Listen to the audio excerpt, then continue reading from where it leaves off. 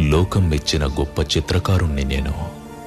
కానీ లోకాన్నే చిత్రించిన అద్భుత చిత్రకారుడు విధాత.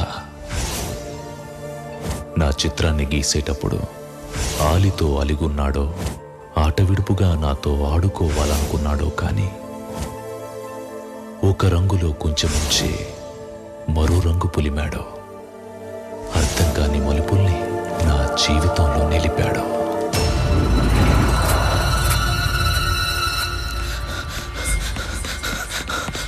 అర్జున్! నిన్నంత తొందరగా చావనిస్తానా? చిత్రహింస పెట్టి మరీ చంపుతాను.